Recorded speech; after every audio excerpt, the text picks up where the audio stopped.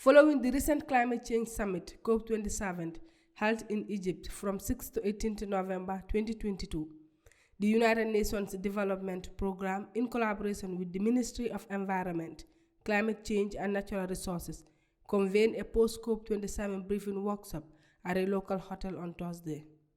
The workshop aims to discuss the outcomes of key thematic sessions and provide avenues for discussions arising from negotiations and their national implications and the way forward for the Gambia.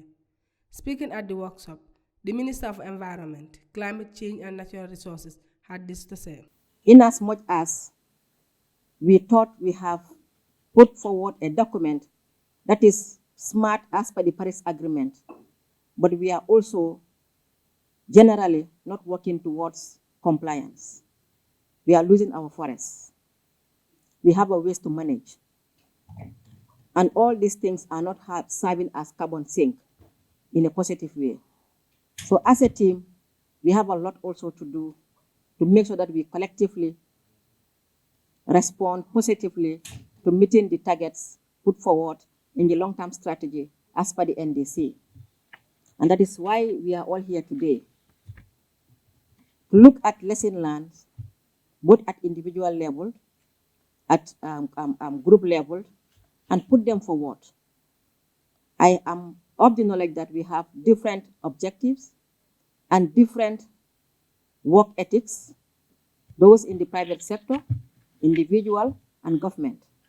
She added that Gambia has achieved a lot when it comes to climate change. I think the Gambia has achieved a lot when it comes to climate change.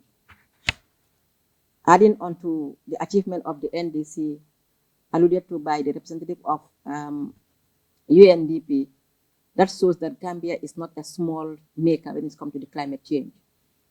And notwithstanding, with the support of our UN partners, a lot has been achieved, both from the private sector to the government of the Gambia, and even at individual levels.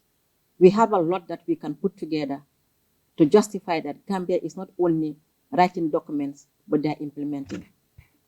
That said, I am not here to say that we have already achieved our NDC.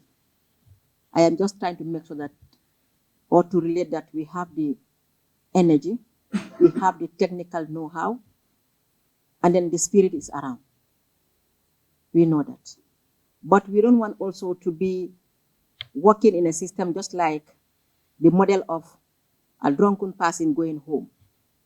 Take one step forward and two more backwards. You'll be lucky maybe the first step that you take will be enough to cover the first two steps, the two backward steps. Then maybe at least one day you will arrive home. Speaking on behalf of the UNDP's resident coordinator was Fatou, and she had this to say. When we talk about the Loss and Damage Fund, we're looking at severe weather conditions and how they're impacting countries at the moment. And as you know, the Gambia has suffered from extreme windstorms and also flooding in recent years. So the Loss and Damage Fund is of extreme relevance to the Gambia. But what are the next steps in actually making it a reality? This is something that we hope to discuss today. And as I said, when it comes to planning, we have fantastic plans. We have the NDCs, we have the long-term strategy, but now how do we make them a reality? How do we harness the support that's available globally and make things a reality on the ground for the Gambia so that we actually achieve our NDC targets? She added that the Gambia has suffered extreme windstorms and flooding. All the countries signed to the Paris Agreement, the Gambia has been recognized in the past as a global climate leader due to its ambitious targets in the area of climate change. With that being said, there's still a lot of work to be done in order to actually meet the targets that we have set out in our nationally determined contributions. Last month, a delegation from the Gambia participated in COP27 negotiations.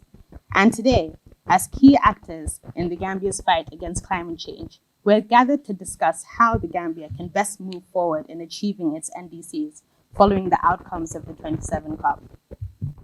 COP26 and CMA3 adopted the Glasgow Work Programme and requested SBI 56 to develop an action plan focusing on immediate action through short-term, clear and time-bound activities guided by the priority areas set in the work programme. We review to recommending a draft decision for consideration and adoption at COP27 and CMA4. Reporting for Kerr, Fatou, I am Fatou Silla.